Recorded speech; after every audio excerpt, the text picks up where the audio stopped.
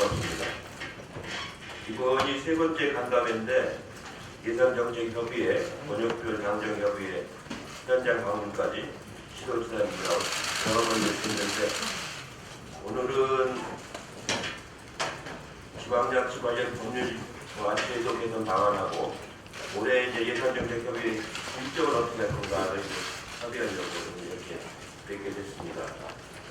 가치분권과 균형발전은 김대중 노무현 대통령 때부터 우리 당의 기본적인 정치 철학이자 문재인 정부의 핵심 정책이며 저도 그냥 전당대회 때 가치분권과 균형발전을 공약으로 내세웠습니다.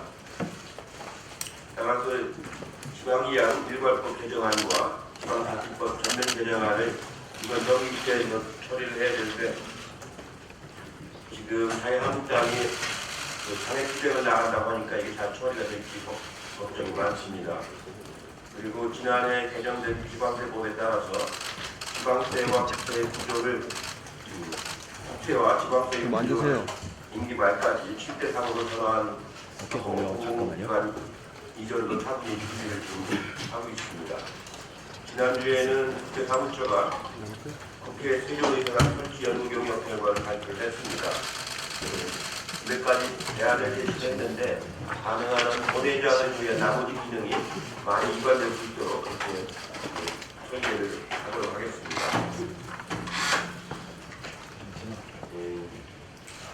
하반기에는 예산정책협의를 해야 되는데 작년에는 제가 지방을 다 다니면서 했는데 올해는 선거를 준비를 해야 되기 때문에 다 다니지 못하고 좀 불편하더라도 서울로 오셔서 하는 게 어떨까 그런 생각을 하고 있습니다. 전국을 다니려면 하루에 그 한 건밖에 하지 못하기 때문에 다른 면담 일정이라든가 행사 일정 부담이 굉장히 큽니다. 그래서 날짜를 정해서 그러면 서울에 오셔서 중앙언론에 보는 때 좀 제대로 하는 게 좋지 않을까 그런 지금 생각을 하고 있습니다. 이따가 의견을 좀 말씀을 해주시면 좋겠습니다. 광주형 일자리, 구미형 일자리, 강원형 일자리 이런 그 지역 상중형 일자리들을 만들어지고 있습니다. 그리고 이런 하나의 모델이 만들어지고 나니까 각 지역에서 자기들도 그렇게 시도하는 여러 가지 그 일자리 만드는 정책이 확산되는 그런 좋은 징조를 좀 보이고 있습니다. 또 9월에는 당에서 정책 페스티벌을 준비를 하고 있습니다. 각 지자체들이 다 참여해서 전체적으로 우리 당의 정책 역량을 보여주는 정책 페스티벌을 준비를 하고 있는데 많이 참여하시고 좋은 정책을 발굴을 해주시길 바라겠습니다.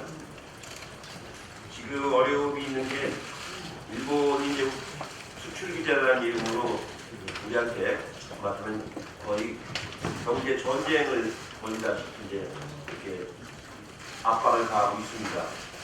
그래서 우리도 이제 대응하기 위해서 여러 가지 자립 경제를 만드는 소재품 장비에서 자립을 할 수 있는 그런 대응책을 많이 준비를 하고 있습니다. 지난 추경에 2,700억을 우선 투입을 했고 내년에는 2조 원 이상을 투입을 해서 그 자립기반을 만드는 시정부의 의존도를 낮추는 그런 경우를 다양하게 준비를 하고 있습니다. 새로 우리가 처음부터 만드는 것도 있고 아니면은 M&A를 해서 회사를 매입하는 경우도 있고 또 다변화시키는 경우도 있고 여러 가지 다양한 방법으로 지금 접근을 하고 있습니다.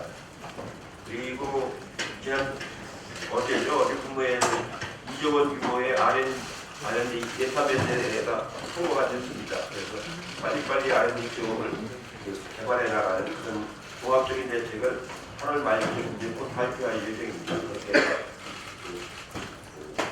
특히 소재에서 자립을 기하는 게 매우 중요하기 때문에 그런 쪽으로 나가도록 하겠습니다. 한 100개 정도가 중요한 소재가 되는데 그 중에서 아주 긴급한 것들이 한 20개 정도 되는 것 같습니다. 그런 것들은 가능한 빨리 자립할 수 있도록 정부와 당정 간에 긴밀하게 지금 협의를 하고 있습니다. 어제도 그 공주에 있는 그 비과수소 공급하는 솔그레이라는 회사를 가봤는데 그것도 참여한 기업들의 얘기가 전에 같으면 자기들이 아무리 얘기를 하더라도 흡접과 같은 환자부가 이번에는 막 적극적으로 나서서 문의도 오고 뭘 요구하면 즉각 실행해주고 해서 확실히 변하고 있다는 걸 느끼고 있다는 그런 얘기를 들었습니다. 그래서 그런 흐름을 꺾이지 않도록 이번엔 반드시 자립할 수 있도록 공부를 해나가도록 하겠습니다. 아마 아베 정부도 생각보다 우리가 그렇게 신속하고 강력하게 대응을 해나가니까 지금 약간 주춤하고 있는 것 같은데 다른보다도 그 제품이 납품하는 일본의 기업들이 상당히 위기감을 느끼는 그런 분위기가 있습니다. 이번 기회는 놓치지 않고 반드시 자립형 경제를 만드는 그런 노력을 계속 해 나가도록 하겠습니다. 고맙습니다. 네, 이어서 박광원 최고위원 인사 말씀드리겠습니다. 한 가지 더 말씀드리는데 각 지자체에서 기재부나 경제부처를 통해서 요청한 예산 사업도 있고 또 당을 통해서 예산한 사업도 있는데 저희가 이제 정책위에서 전부 체크를 하고 있는데 대체적으로 한 지자체당 한 5건 내지 6건 정도 실시했는데 정책위장이 좀 나중에 좀 설명을 해주세요. 대체적으로 반영이 되고 있는데 아직 전차가 미흡하거나 그런 것들은 예산정책협의회를 할 때 협의를 해가지고 국회에서 심의를 할 때 정부 예산에 이제 심의가 들어가기 때문에 현재는 국회에서 심의를 할 때 그때 이제 심의장이 협의해서 반영을 될 수 있도록 그렇게 하겠습니다. 나중에 구체적인 내용은 정책위장님 좀 집중해서 설명을 해주십시오. 네, 안녕하세요. 반갑습니다. 자치분권을 담당하는 박광원입니다. 제가 이 방에서 회의를 한 1년 정도 했는데 오늘처럼 이렇게 영상 PPT이 많이 오는 것은 처음 본 것 같습니다. 아마 우리 당의 훌륭한 자산이신 시도지사님들께서 한 자리에서 모이시니까 언론의 관심도가 대단히 높아진 것 같습니다. 이해산 대표님과 함께 모시고 예산정책협의회를 하기 위해서 지역에 다니면서 우리 지사님, 시장님들 했는데요. 지역이 살아야 나라가 산다 하는 그런 명제는 여전히 유효하고 우리에게 아주 급한 절실한 그런 명제에 필요한 것 같습니다.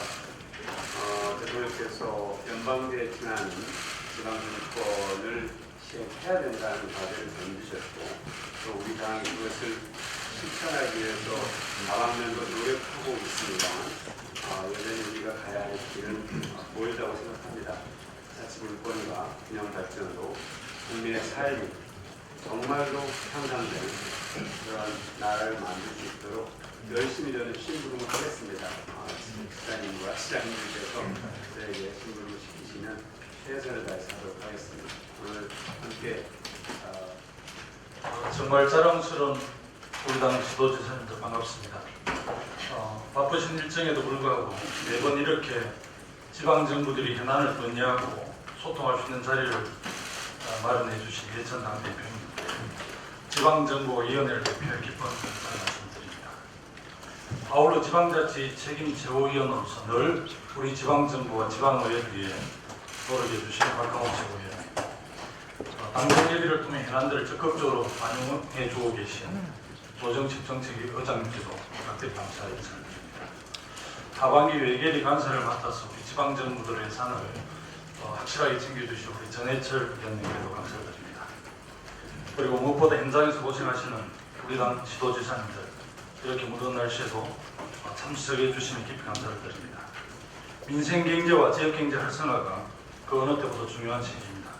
지방정부의 상반기 재정 신속 집행 실적이 최근 5년 내 최대치를 달성했고 지방정부들은 확장적 재정기조를 유지하며 일본 아베 정부의 잘못된 경제정책에 맞서 피해기업 지원과 국산화 지원을 위해 최선을 다하고 계신 지도지사님께 다시 한번 고맙다는 말씀을 드립니다.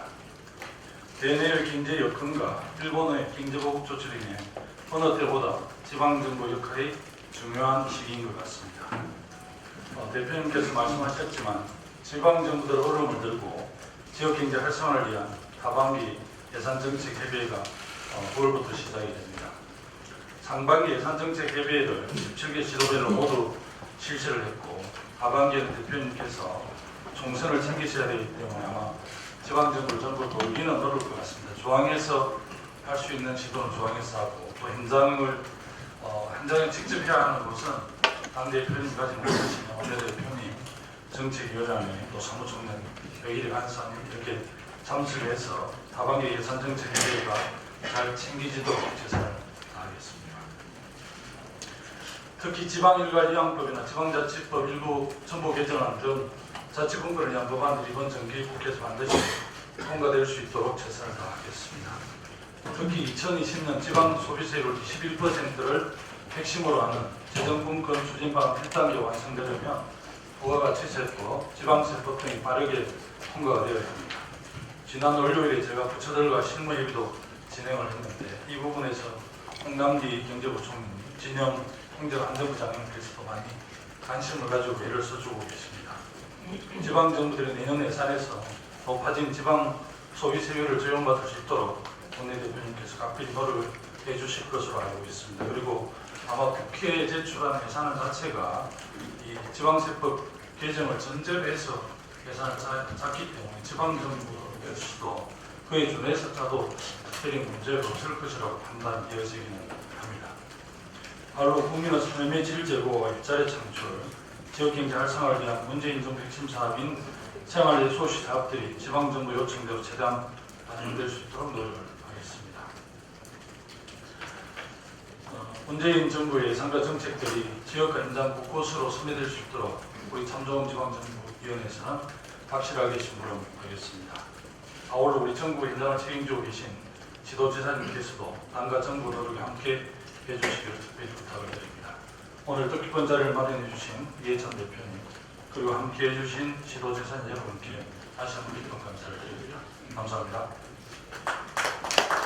네, 다음은 시도지사님들의 인사 말씀을 듣도록 하겠습니다. 먼저 참좋은 지방정부위원회 공동위원장을 맡고 계신 최문순 강원도지사님의 인사 말씀부터 듣도록 하겠습니다. 저는 이제 공동위원장 잘 하다 보니까 지난번에 2번 발언을 하게 돼서 하나는 포기하고 강원도의 관상을 말씀드리도록 하겠습니다. 네, 먼저 존경하는 이해찬 대표님, 조정식 의장님, 김두관 위원장님, 특별히 최철 간사님, 안녕 감사했어요.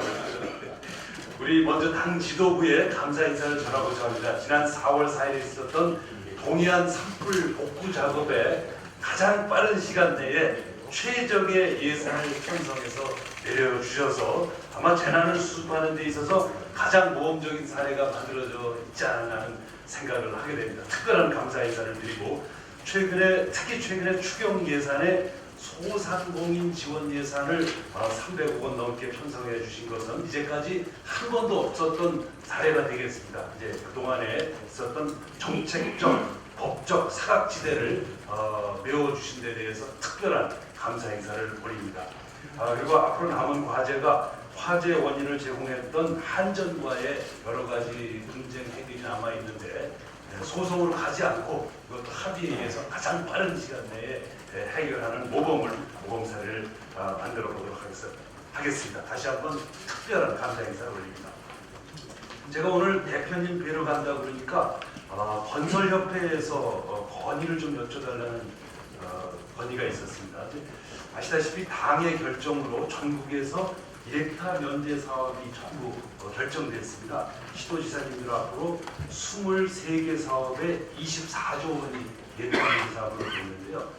이게 굉장히 큰 액수고 내년부터 시행될 예정인데 이게 지역 건설 업체들에게 지역 의무 공동 도급으로 40%를 할 수 있게 해달라 이런 건의 말씀을 좀 드려달라는 부탁을 받았습니다. 지역 건설 경기가 지금 상당히 좀 어려운 데다가 과거에도 이런 사례가 많았었다고 합니다.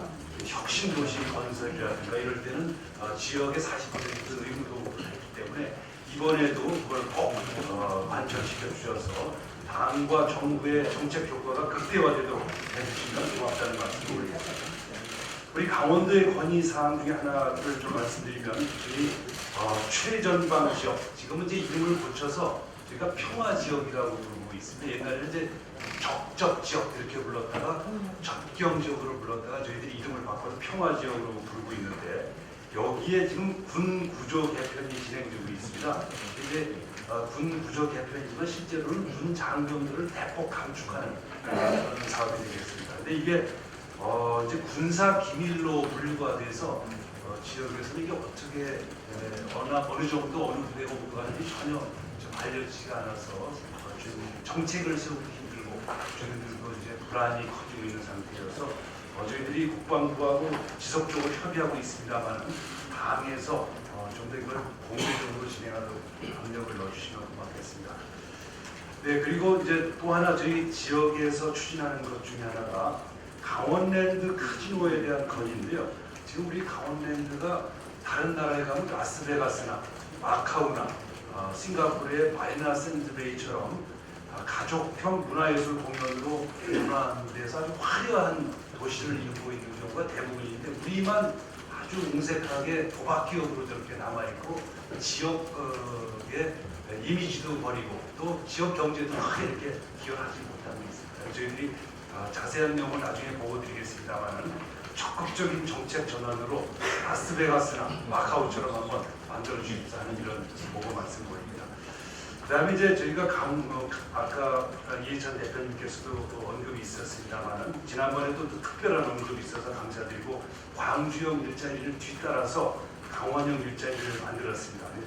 우리 강원형 일자리는 중소기업들이 기술과 자금과 사람을 모아서 생산하는 방식이어서 잘 진행되고 있는데, 특별히 국비 저희 인프라가 좀 부족해서 국비 좀 부탁드리고, 서울시장님, 경기도지사님, 인천시장님 이미 구매 계약을 저희하고 해주셔서 이 점 특별히 감사드립니다. 마지막으로 설악산 케이블카 좀 건의를 드리겠습니다. 논쟁이 많은 사안인데요. 저희들은 설악산을 보호하기 위해서는 등산로를 폐쇄하고 케이블카를 설치해야 된다고 생각하고 있습니다. 근데 지금 설악산에 하도 많은 사람들이 오르내리니까 등산로가 3-4m씩 넓어지고 돌과 나무 뿌리가 다 이제 드러나 있고 거기에 빗물이 따라 흘러서 이것이 설악산을 환경을 해치는데 가장 큰 요인이라고 보고 있습니다. 저희들은 등산로를 폐쇄하고 케이블카를 설치할 예정이어서 이 점에 대해서 당에서 정책을 좀 정해주셨으면 하는 부탁을 드리고, 또 하나는 관광객들이 이제 설악산에 오더라도 설악산을 즐길 방법이 없어서 이 점에 대해서도 관심을 좀 부탁드리겠습니다. 이상 보고 말씀 올렸습니다. 우선 우리 당과 이해찬 대표님께서 시도자들과 정책협의회를 통해서 원활한 소통 자리를 자주 이렇게 마련해 주신 데 대해서 깊이 감사의 말씀을 드립니다. 아울러서 우리 지역 발전에서 노력을 많이 해주신 조종식 정책위원장님, 김두관 위원장님, 그리고 특별히 전해철 국면 소문이 안 계시네요. 전해철 대결이 감사님 말씀 좀 전해주십시오. 특별히 감사의 말씀을 드립니다. 지난 7월 12일 날 대통령님의 전국 경제 투어에서 청년 경남의 블루 이코노미 비전에 대해서 전남 발전과 대한민국 발전을 위해서 적극 지원하겠다 이렇게 말씀을 하셨고요. 강북열 경축사에서도 여수 목포에서 시작해서 신우주로 향하는 한항해 경제는 전남 블루 이코노미에서 시작된다. 이렇게 강조의 말씀이 계셨습니다. 그래서 이 관련해서 저희들은 앞으로 적극 추진을 하겠습니다만은 이 관련해서 몇 가지만 간단히 건의를 드리겠습니다. 우선 남해안 신성장 관광벨트 조성 사업을 국가 계획으로 반영해서 국가적으로 추진을 해주시기를 건의를 드립니다. 그 다음에 에이타 민재 사업을 지난번에 2월달에 이렇게 해서 크게 지역에서 공대기도 사실은 많은 큰 돈이 많이 되고 있습니다만 남은 2단계 사업들도 생각되는 사업들이 있습니다. 그래서 완도고흥구간 국도순기역이랄지 16번 국도순기역, 광주고흥고속도로 이런 고속도로 건설 계획 이런 사업들이 국가 계획에 반영될 수 있도록 적극적인 건의를 드립니다. 그 다음에 전라선이 KTX 증편이 지금 많은 논란이 되고 있습니다만 주말이면은 관광객은 또 못하기 때문에 지역분들은 말하고 지금 굉장히 불편이 많고 오버부킹이 대단히 크게 지금 문제가 될 정도입니다. 그래서 전라선 증편을 꼭 다른 시절에 해주십시오 해서 최근에 증편이 입구됐습니다. 그래도 부족하고요. 제가 건의를 했더니 국토가 이런 입장이라고 합니다. 차량을 빨리 구입을 해서 투입을 해야 되는데 차량 구입해서 투입하는데 1타 사업이 돼야 되고 3년 내지 5년이 걸린다 해서 제가 깜짝 놀랐습니다. 지금 누가 봐도 눈으로 보이는 이런 사업에 대해서 뭐 여러 가지 절차를 거치는데 너무 많은 소요 기간이 들어간다 생각이 들어서 지금 예를 들면 8량이 다닌 것을 더 늘려서 16량이 다니게 하는 문제가 좀 해소될 수 있는데 차량이 필요하다 이런 상황이어서 당에서도 절차를 좀 신속히 할 수 있는 방안을 마련을 해주시면 감사하겠습니다. 아울러서 여수순천 11구 사건 특별법이 지금 행정안전위원회에 계류되어 있습니다만 당에서 당론 발의를 해주신 데 대해서도 감사의 말씀드리고 이번 정기 국회에서 꼭 심의 통과될 수 있도록 이렇게 해주시면 크게 저희도 힘이 되겠습니다. 아울러서 국세, 지방세 전환에 대해서도 김두관 위원장님께서도 말씀해 주셨습니다만은 내년 10% 지방소비세를 인상하기로 했는데요. 지역 낙후도를 감안해서 재정분권이 지역균형 발전과 함께 가도록 이렇게 대책을 좀 당에서도 관심을 가져주시면 감사하겠습니다. 전에 작년 10월달에 국토합동 발표문을 보면은 재정분권 추진 방안 기본 원칙 재정분권 추진으로 어느 지역도 현 지방 재정분권 제도보다 분리해지는 경우도 세심하게 설계하겠다 이렇게 했는데요. 낙후 지역들이 좀 어려움이 따릅니다. 그래서 그런 부분에 대해서 당에서도 좋은 제도적 보완 방안을 마련해 주시기 바랍니다. 왔을 때 감사합니다. 저는 비교적 짧게 세 가지를 중심으로 하겠습니다. 20일 날 어제 그제죠. 우리 문재인 대통령께서 전라북도 전주를 방문하셨습니다. 간단합니다. 이유는 바로 아까 우리 이해찬 대표님께서 말씀하신 소재 부품 장치산업 중에 유일하게 대한민국에서 전라북도만 가지고 있는 소재가 있습니다. 그게 바로 탄소섬입니다. 지금까지 일본 도레이에서 생산하는 탄소섬을 대한민국은 거의 다 사용을 해왔고 지금도 모든 기업들이 도레이 제품을 쓰고 있습니다만 저는 전주시장 시절부터 2006년도부터 탄소섬 개발에 앞장서서 한국탄소융합기술원 효성과 함께 세계 세 번째로 탄소섬 개발에 성공을 시켰고 결국 효성을 전주에 위치시켜서 지금 2,000톤 규모로 생산을 하고 있는데 이게 국내 수요가 없으니까 대부분 다 외국으로 나가는 거고 이렇게 되면 결국 우리 소재 산업은 결국 발전될 수 없다 이런 차원에서 경련차 이제 오셨고 요즘 일본과 관계 때문에 드디어 어쩌면 기회가 될 수 있다 이런 차원에서 효성에서 1조 원 투자를 약속을 했습니다. 현재 1개 라인 생산 라인을 10개 라인으로 28년까지 완성하겠다. 문제는 수요입니다. 수요. 우리나라 기업들이 결국 효성 제품을 쓰도록 하는 게 가장 문제인데 지금 일진이라든지 현대라든지 대부분 시험 단계에 있어서 조만간에 사용할 것으로 이렇게 보고 있습니다. 다만 문제는 이 탄소가 전라북도만 있다 보니까 법을 제정을 해놓고 그 뒤에 뭔가 포탈적인 컨트롤 기능을 할 한국탄소산업진흥원을 만들고자 하는 법안을 국회에 올라가 있는 대부분 다 잘 알고 계시고요. 뭐 많이 협조를 해주고 계시는데 이게 약간 그 여야 간의 이런 갈등 때문에 통과가 안 되고 있어서 지금 상임위는 통과를 했고 법사위 제1소위에 가 있는 상태입니다. 이게 빨리 통과가 돼서 탄소산업이 계속 앞으로 전진하는데 장애가 더 이상은 없었으면 좋겠다는 차원에서 각별하게 챙겨주시기를 조정식 위원장님도 계시고 싶어요. 부탁을 드립니다.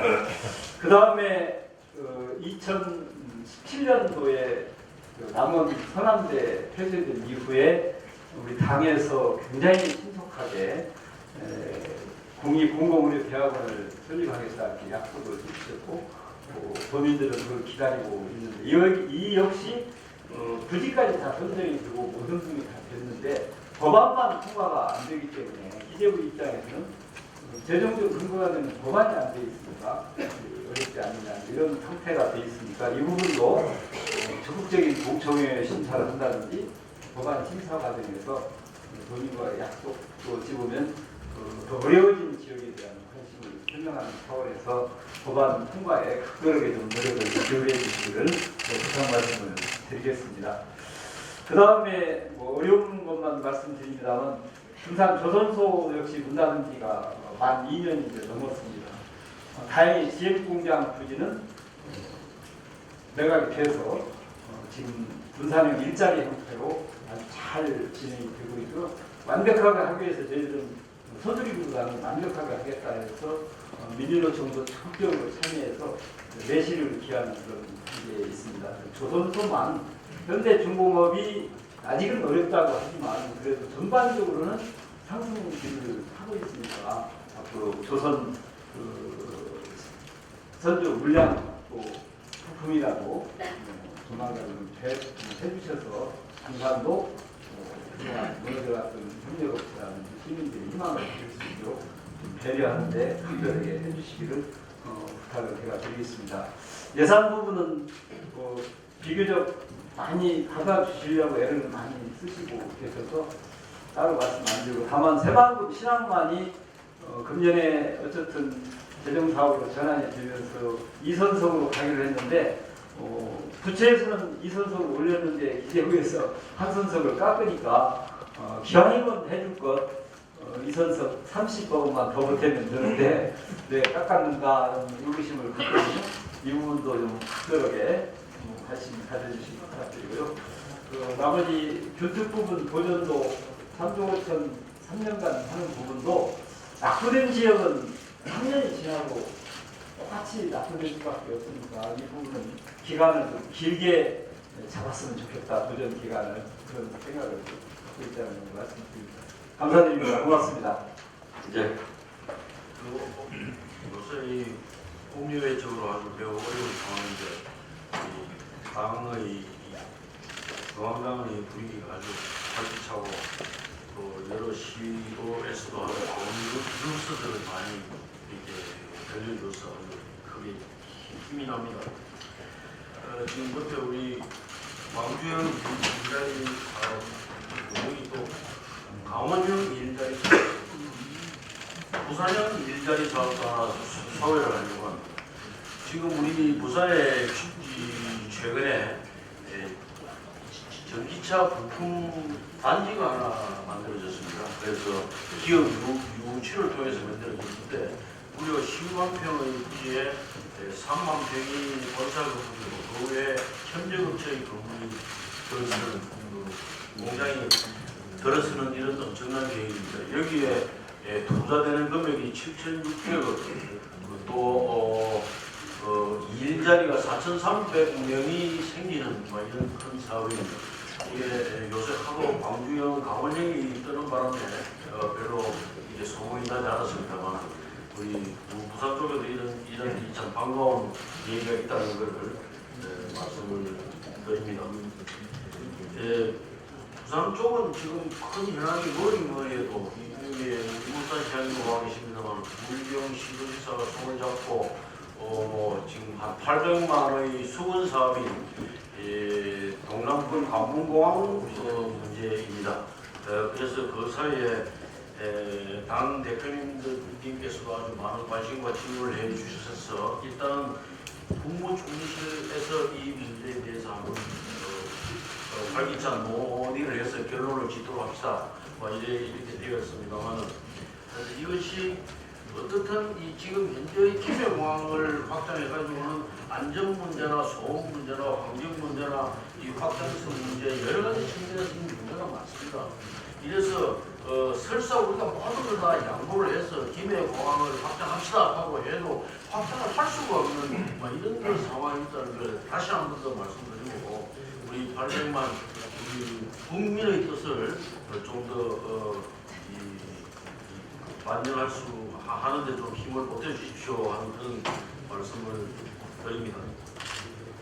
그 외에 또 한 가지는 이 대통령님께서 이 여러 가지 사업에 대해서 지원을 해 주셨습니다. 그래서 이 부산 대개조 프로젝트라든지 또 하나시안 특별 정상회의 문제 그리고 2030 부산 월드 엑스포 유치 문제 이런 부분에 대해서 차질 없이 진행될 수 있도록 정말 적극적으로 협조를 해 주시면 좋겠고 특히 내년도 예산 확보에 이러한 부분에서 빠지지 않도록 당에서도 적극적으로 좀 도와주시면 좋겠다는 말씀을 드립니다. 일정에도 불구하고 좋은 자리 마련해 주신 이해찬 대표님 그리고 당에 감사를 드리겠습니다. 올 여름 지구촌을 뜨겁게 달구었던 세계 수영 선수권 대회가 성공적으로 지난 일요일 날 막을 내렸습니다.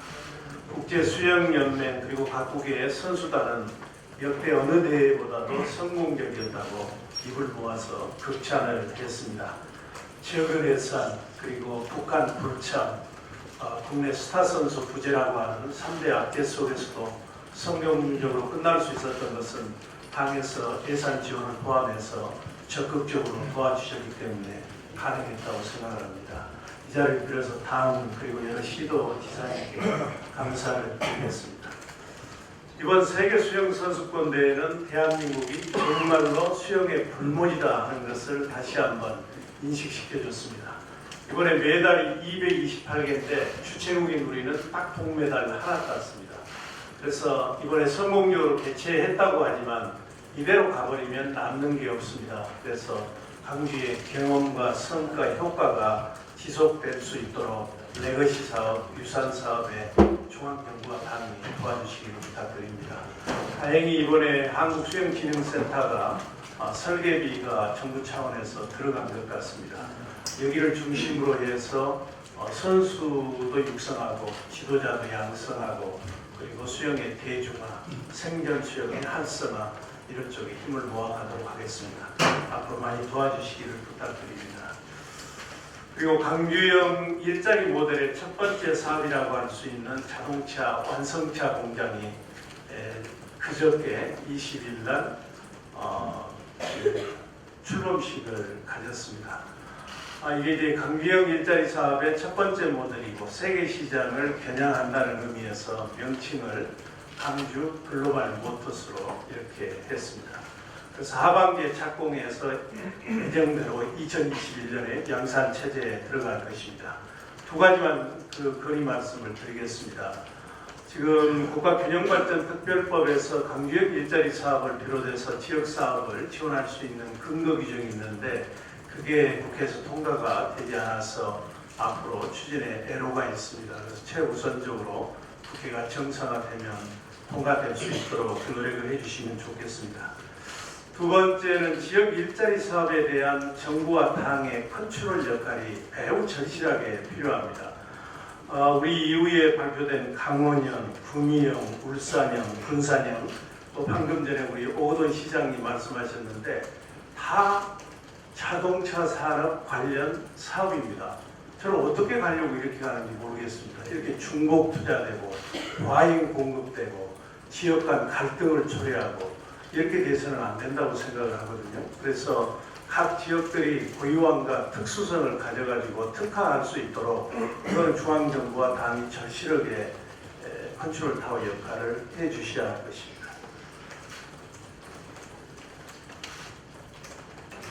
그리고 우리는 인공지능 클러스터 사업이 예비 타당성 조사 면제 사업으로 선정이 됐습니다.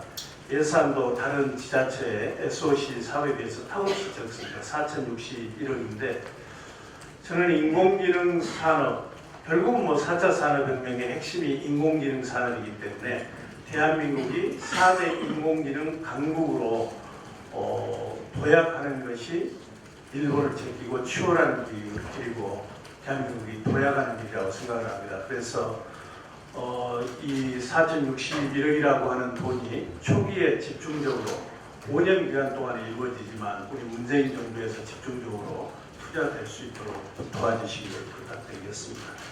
마지막으로는 내년에 5.18 민주화운동 40주년입니다. 그래서 강규의 5.18, 대한민국의 5.18에서 세계 5.18로 널리 도약할 수 있도록 내년 세계화 예산도 적극 뒷받침해 주시기 부탁드립니다. 감사합니다.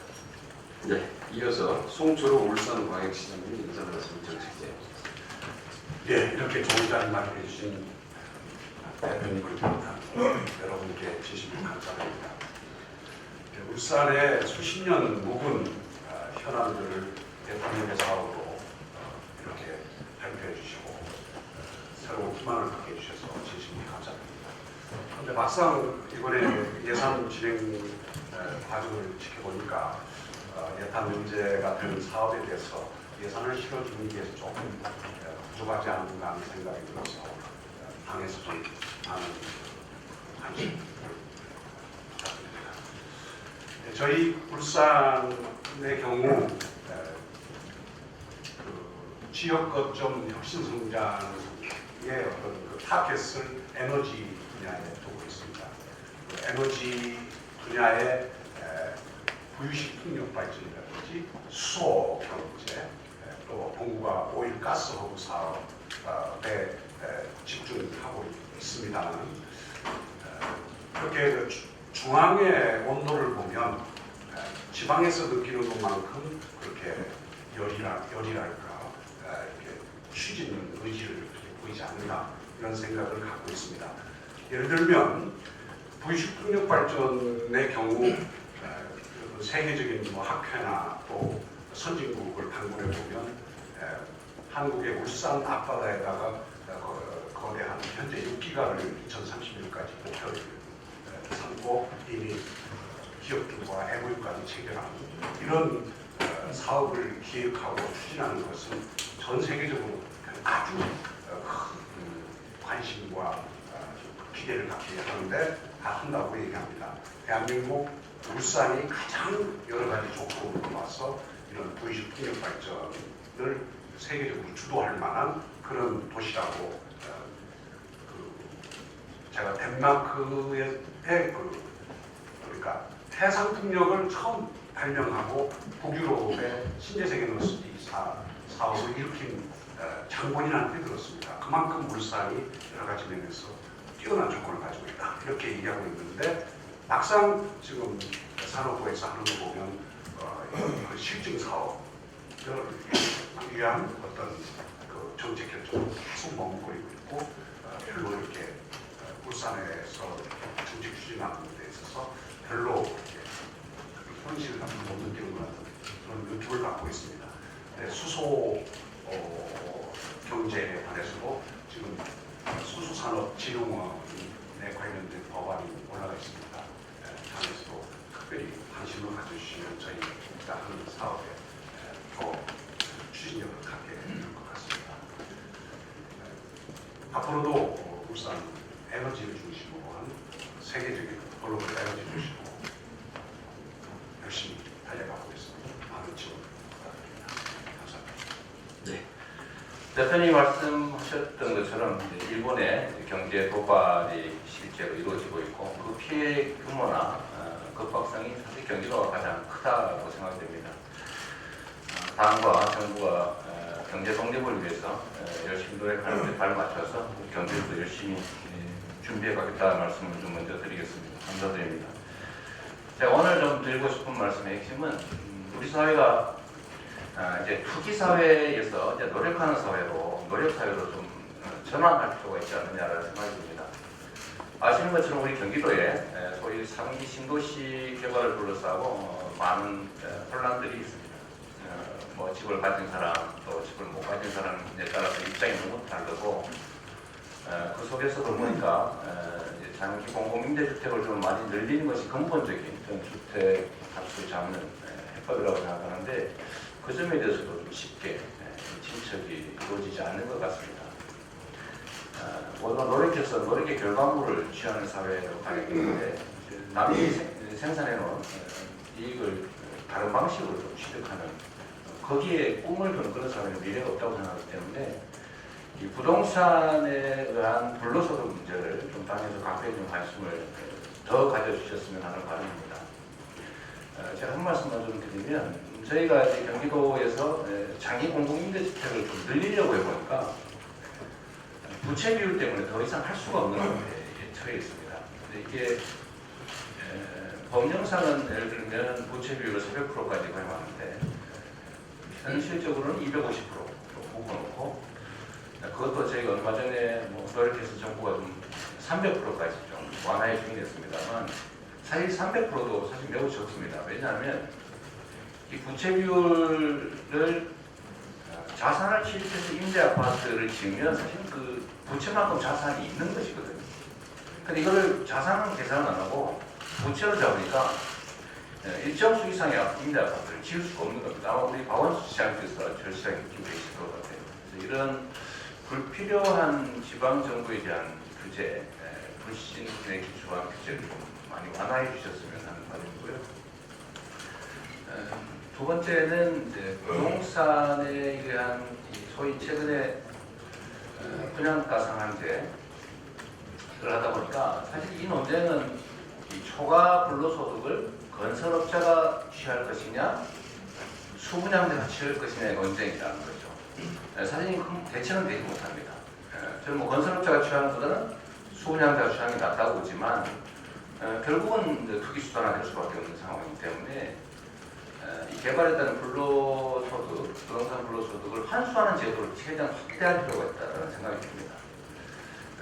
그래서 저는 얼마 전에 이제 토론을 했습니다만 불로소득 환원 제도에 대한 좀 관심도 좀 더 많이 가져주시기 부탁드리고 특히 제가 전에 한번 우리 대표님 경기도에 오셨을 때 제안 말씀드렸던 소위 4차 산업혁명 시대의 기본소득도 준비해야 되고 부동산의 그런 경제 왜곡도 해결해야 되기 때문에 아주 초보적인 형태로 기본소득으로 쓰기만 기본소득용으로만 쓸 도보유세 같은 걸 도입하는 것이 부동산 정책의 공부되고 앞으로 4차 산업혁명 시대에 새로운 정책으로 필요하지 않을까 말씀을 드렸었는데 그 점에 대해서도 좀 많이 고민하고 계시겠지만 좀 더 관심 가주십시오. 첫째 그 시멘트 지역 자원 시설세가 아직 그 계류 중에 있습니다. 강원도하고 우리 충북에 주로 해당되는 건데 그 시멘트 미세먼지 피해가 아주 극심한 이런 건데 톤당 1,000원씩 해서 올렸습니다. 원자력 발전세도 생겼고요. 화력 발전세도 생겼거든요. 지역 개발세 개념으로. 그래서 시멘트가 그 다음에 해야 된다 그래서 올렸는데 좀 이거 좀 만들어주셔서 원자력, 화력, 시멘트가 같이 형평을 갖춰서 혜택을 볼 수 있도록 다시 부탁드리겠습니다. 두 번째는 우리 충북의 소방복합치유센터를 유치를 했습니다. 충북 혁신도시의 소방종합병원입니다. 근데 여기가 그 근거법이 없어서 현재 그 기재부의 예타 중에 있는데 이게 지금 예타 심의가 잘 안 되고 있습니다. 그래서 근거법인 소방공무원 보건 안전 및 복지 기본법을 빨리 좀 개정해서 그 근거를 좀 넣어주면 바로 예타가 통과될 수 있다고 생각합니다. 그리고 예타가 통과되고 내년도 예산에 좀 지원이 될 수 있도록 소방복합 치유센터에 좀 관심을 많이 가졌으면 좋겠다는 말씀드립니다. 또 하나는 전통부의 진흥법 개정안 현재 그 문체위에서 검토 중에 있는데 이 내용은 한국무예진흥원을 설립하는 것을 근거로 한 법입니다. 법 개정입니다. 그래서 한국무예진흥원 설립을 위해서 국가에서 예탄을 했는데 BC가 0.944가 나와서 잘 나왔습니다. 문체부가 그동안 반대 기류가 있다가 최근에 이제 동의하는 거를 이렇게 전환이 됐기 때문에 이것을 빨리 좀 이번에 통과시켜 주시고 전통무예진흥원이 설립이 될 수 있도록 도와주시기를 부탁을 드리겠습니다. 아울러서 그 세계 무예 마더시 대회가 8월 30일 우리 충주에서 개최가 됩니다. 무예 올림픽이라고 하는 것이 맞는데 올림픽이라는 용어를 올림픽위원회에서 쓰지 말아라 이렇게 지적을 받아서 바꾼 게 무예 마더시입니다. 약 100여 개국에 4천여 명의 세계 선수가 오고 IOC 위원이 한 10명 정도 오고요. 가이스프 회장서부터 그 회장단들이 많이 오고 OCA 회장단, 그 다음에 NOC 회장단 그래서 IF에서 세계 스포츠 무예계를 움직이는 거물들이 한 60여 명 정도가 이렇게 오늘 아주 매물 행사가 됐습니다. 여기에 우리 개막식에 좀 대표님 비롯한 우리 미라우 의원께서 많이 참석해 주시면 좋겠는데 그날이 현재 제가 알아보니까 마침 그 워크숍 날이 있다고 그래서 워크숍을 하더라도 대표님께서 좀 일부 문체위원들하고 관련되는 위원들은 좀 지시를 내리셔서 이 개막식에 좀 꼭 좀 갔으면 좋겠다 그 부탁의 말씀을 드리겠습니다. 우리 대표님께서도 오시고 우리 시도지사님 이렇게 말씀을 여러 번 드렸습니다만 다음 주 금요일입니다. 7시에 개막식이고 5시 반에 만찬이니까 오시면 제가 아주 성대하게 잘 모시도록 하겠습니다. 그다음에 우리 대표님께서 좀 관심을 많이 주셔서 하는 그 이해타 면제 사업 중에서 우리 충북 관련된 강우축 그리고 충북선 철도 고속화 이것이 이제 이해타 면제 적정노선 검토가 끝났습니다. 근데 제일 중요한 것이 호남 고속철하고 충북선하고 연결하는 연결선이 검토 대상에서 빠져 있습니다. 이것이 빠지면은 안 꼽는 찐빵 같은 그런 느낌이 드는데 이것이 여러 가지 이유로다가 적정적으로 빠졌습니다만 당에서 한번 좀 검토 좀 해주셔서 지금은 빠졌지만 이게 계속 검토 사항으로 이렇게 좀 불러주셨으면 보수 박아주셨으면 좋겠다는 말씀을 제가 참고로 좀 드리겠습니다. 그리고 우리 충청권 4개 시도가 아시안 게임을 2030년에 공동 유치하자 이렇게 합의를 봐서 현재 이거에 대한 용역 작업이 들어가 있습니다. 충청권에서 최초로 개최되는 국제 경기 대회입니다. 한 번도 없었습니다. 다른 데 다 쓰는데. 그다음에 저비용 고효율로 대회를 치르겠다 그런 방침인데 4개 시도가 합의를 봐서 현재 진행 중에 있는데 내년도 총선 공약으로 우리 당에서 이걸 한번 좀 채택해 주시면 좋지 않을까 그래서 건의 말씀을 드리겠습니다. 여러 가지로 많이 감사드리고 고맙습니다. 네, 이춘희 중간에 잠깐 말씀드렸습니다. 미안합니다. 이제 급한 2030의 아시안 게임이라고 말씀드렸죠. 그런데 이 2030에는 월드 엑스포를 여는 것으로 국무회의에서 통과가 되어가지고 지금 부산서 월드 엑스포를 개최하는 걸로 되어 있습니다. 그래서 월드 엑스포도 엄청난 행사이고 또 아시안 게임도 거친 행사인데 과연 같은 해에 할까 하는 문제에 대해서는 여러 가지 상황을 고려해 주시면 좋겠다는 말씀을 드립니다. 16 아시안 조금 아시안 8 올림픽에서 이게 조화를 이뤘는데 이번에도 2030 30년 아시안 게임 32년 올림픽 이렇게 하면 상당히 모양을 갖출 것 같아서 부산에서 하는 걸 그거대로 추진하더라도 이번 주 복심에서 좀 한번 유치했으면 좋겠다는 건의 말씀을 드리겠습니다. 부산 행사를 전혀 지장을 주지 않는 범위 내에서 좀 더 아무튼 구체적인 얘기는 이따 비공개 회의에서 또 하실 기회가 있으니까요. 일단 먼저 우리 공개 회의에서 인사 말씀부터 듣도록 이렇게 하겠습니다. 이춘희 세종시장님 말씀 드리겠습니다. 네, 귀한 자리 만들어주신 당 대표님과 당시도께 감사 말씀드립니다. 저는 무엇보다도 얼마 전에 국회 세종의사당 연구 용역 결과가 발표가 되고 이제 작년도에 정기국회에서 우리 국회 세종의사당 설계비 예산 10억 원이 반영됐는데 그 10억 원의 예산을 집행하기 위한 절차로서 위치라든지 규모라든지 이런 것들이 이제 정해져야 되기 때문에 그 절차를 밟은 거거든요. 그래서 이제 여러 가지 대안이 대체적으로 나왔습니다. 입지는 거의 이견이었고 또 이전 범위 관련돼서 몇 가지 대안이 나왔는데 우리 당 차원에서 이제 특위를 구성해서 적극적으로 추진해 주겠다고 당 대표님께서 발표를 해주셨기 때문에 후속 절차가 신속하게 좀 진행됐으면 좋겠다 싶은 생각인데요. 후속적으로 해야 될 게 첫째는 국회 세종의사당을 이제 설립하려면은 제일 먼저 설계와 관련돼서는 설계 공모가 진행돼야 될 텐데 그 설계 공모를 좀 신속하게 진행할 필요가 있고 두 번째로는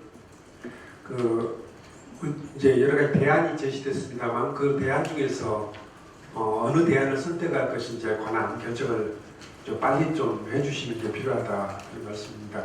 우리 대표님께서는 아까 이제 모든 말씀에서도 말씀하셨습니다만 본회의장을 제외한 나머지 기능들은 대체적으로 국회 세종의사당에서 할 수 있는 회의를 할 수 있는 그런 규모로 만들어지는 게 필요하다 말씀이셨는데 그런 후속 절차가 신속하게 좀 진행됐으면 좋겠다 하는 그런 말씀을 좀 그런 거리 말씀드리겠습니다.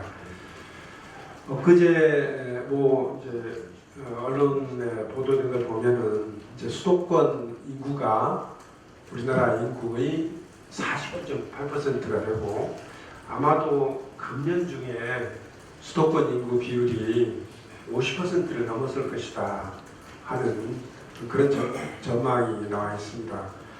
그동안에 이제 지방 분권, 지방 분산을 위한 여러 가지 노력들을 했습니다만 실제로 이제 숫자로 나타나는 것은 오히려 그럼에도 불구하고 수도권 집중이 더 심화되는 그런 현상이 나타나고 있기 때문에 그동안에 이제 취해왔던 여러 가지 추진 사항들 다시 한번 점검해보고 예를 들자면 오늘 주제로 말씀하신 지방자치법 개정이나 지방일괄이양법 개정이나 이런 일들이 또 신속하게 돼서 지방 분권이 이루어지고 또 공공기관 지방 이전과 관련해서도 우리 세종시와 또 혁신 10개 혁신도시의 그 혁신도시 성격에 맞는 기관이 추가적으로 생긴 기관들이 많이 있습니다. 이런 기관들도 한번 먼저 수도권에 자리 잡으면은 내가 다시 또 이전 결정하기가 어렵기 때문에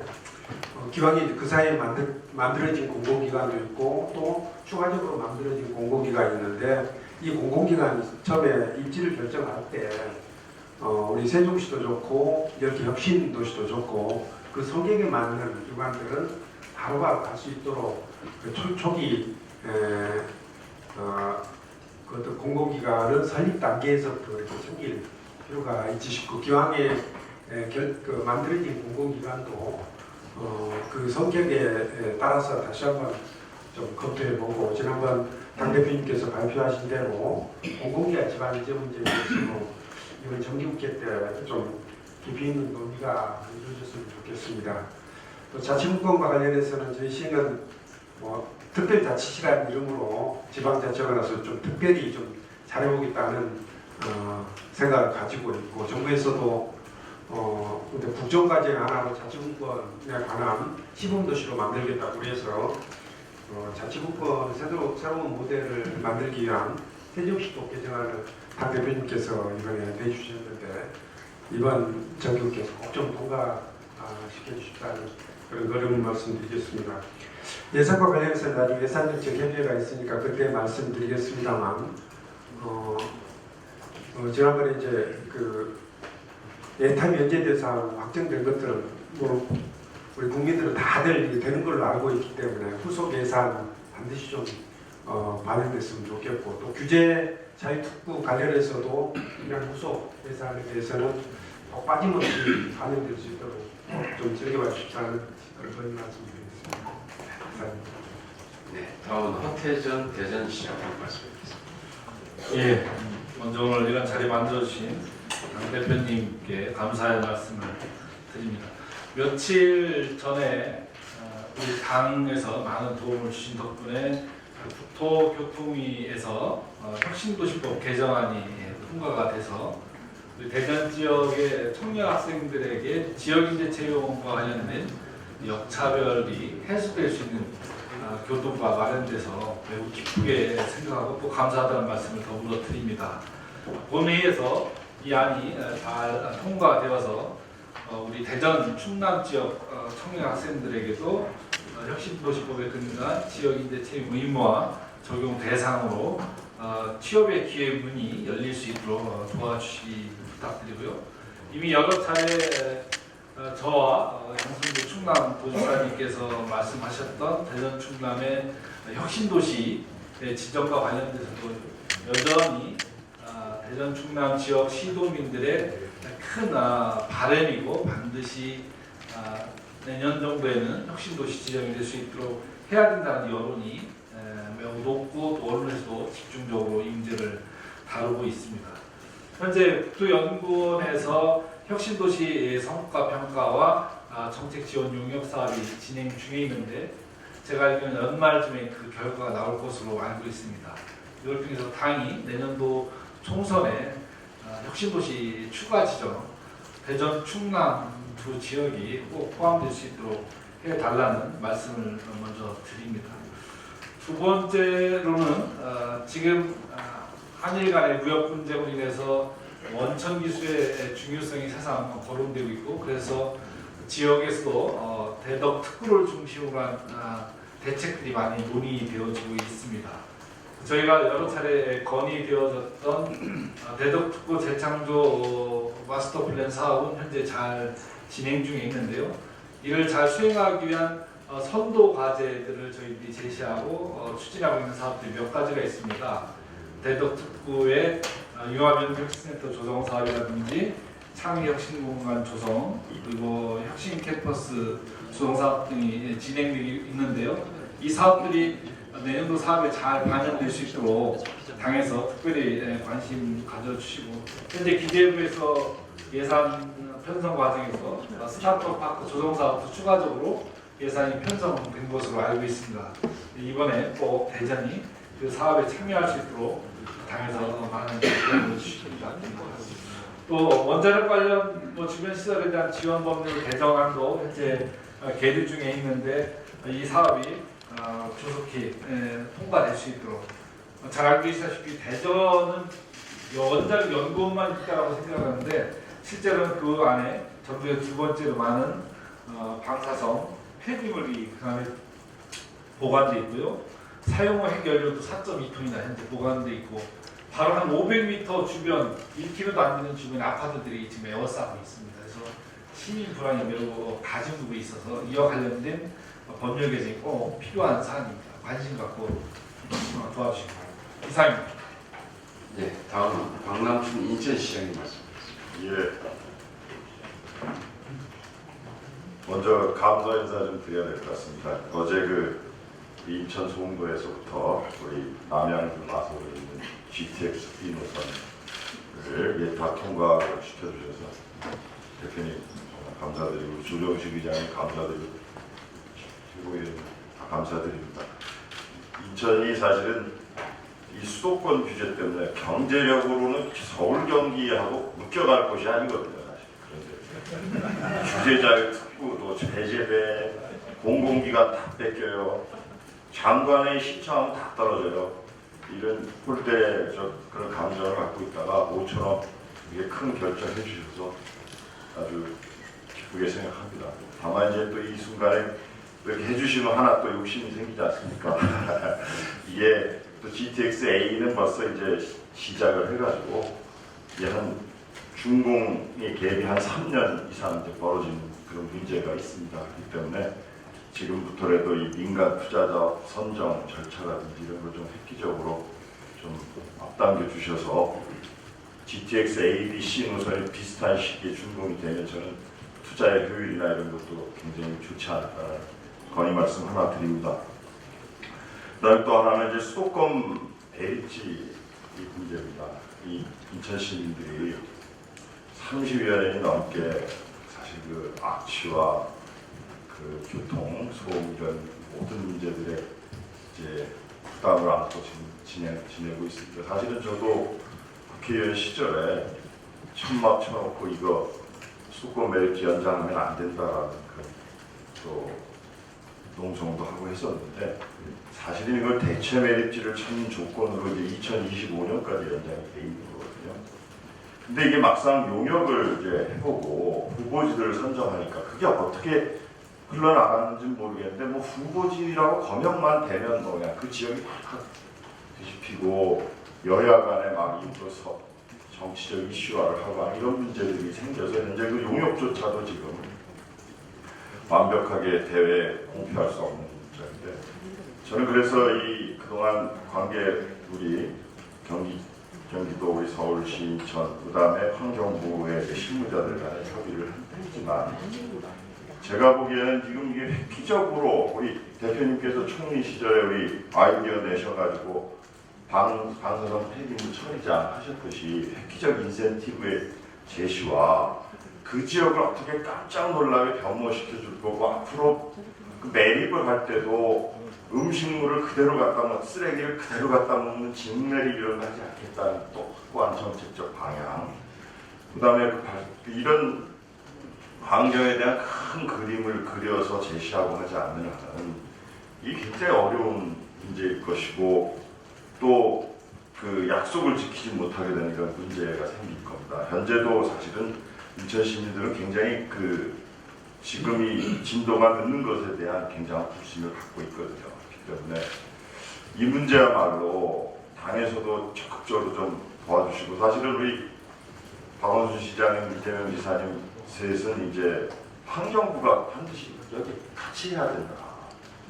인센티브의 제시서부터 또 환경정책을 어떻게 할 거고 그 매립지가 가는 지역을 어떻게 획기적으로 환경적으로 바꿔줄 수 있다는 그런 모든 정책의 주도권이나 이런 것이 중앙정부에 갖고 있기 때문에 함께 해야 된다라는 그런 입장을 견지하고 있습니다. 그러나 아직은 조금 소극적인데 그런 면에 관해서도 당에서 좀 많이 도와주셨으면 감사하겠습니다. 더 할 말은 많지만 이거만 하겠습니다. 감사합니다. 예, 공개 발언 마지막 순서입니다. 예, 박원순 시장님 말씀 드리겠습니다. 예, 저도 시간이 많이 가졌으니까 인사 말씀 생각하고 본론 말씀드리겠습니다. 지금 그 한일 무역 수출 규제 때문에 굉장히 우리가 어려움을 겪고 있고 또 온 국민이 한 마음으로 잘 극복을 하고 있다고 저는 생각합니다. 그런데 이 어떤 지금 현재 부품산업을 국산한다든지 또는 이 제조업 경쟁력을 강화하는 것은 사실 하루아침에 되는 일은 아니라고 생각됩니다. 그리고 이게 단편적 정책이나 이런 우리의 의지만으로는 쉽지 않기 때문에 저는 우리 대표님한테 말씀 좀 드리고 싶은 게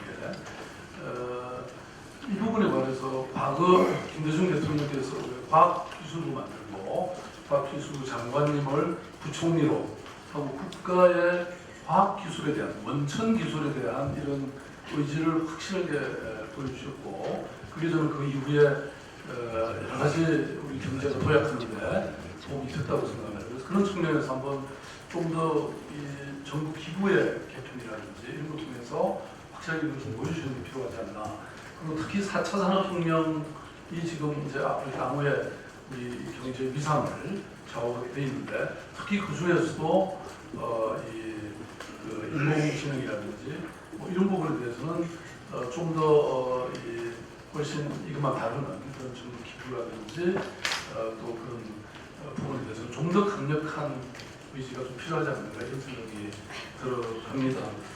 사실 지금 현재 뭐 국책연구원은 그 임시적인 어떤 정책들 물론 장기적인 계획도 있습니다만은 오히려 이 노벨상을 배출한 일본의 이학연구소라든지 또는 독일의 막스 플랑크 연구소 또는 프라운호프 연구소 같은 이런 보다 더 원천 기술에 기초화하게 집중하는 이런 것들이 좀 생겨나야 되지 않는가. 참고로 서울시의 경우에는 부족하지만 최근에 기술연구원이라든지 또 물연구원에 대한 투자를 좀 더 강화하게 이렇게 결정했다는 말씀을 드립니다. 그리고 지금 이런 중소기업들의 어떤 어려움이나 일본 수출의 장애로 인해서 근데 제가 통영에 보니까 굉장한 700톤이 지금 창고에 있다고 해서 이번 주 토요일, 일요일 날 서울시청광장에 지금 중소기업의 물품이라든지 또 농촌에 팔고 있는 이런 것들 다 좀 팔아드리기 위해서 저희들이 어마어마하게 준비를 했는데요. 우리 시도지사님들도 혹시 그런 게 있으면 가져오시면 부스들을 설치해드리도록 그렇게 하겠습니다. 마지막으로 금년이 전국 최선 100주년인데요. 그 상징 이게 해원이고 이게 해원입니다. 그래서 100년 만에 오는 게 스포츠의 큰 제전이니까 많이 참여해 주시고 또 저희도 열심히 준비하도록 하겠습니다. 고맙습니다. 네, 아주 이쁘게 생겼네요. 일정이 결합돼서 예정된 시간보다 약 한 30분 이상 지금 늦어졌습니다. 그래서 공개 발언을 이것으로 마치고요. 지금부터 회의를 비공개로 전환하도록 하겠습니다. 언론인 여러분들의 협조를 부탁드립니다.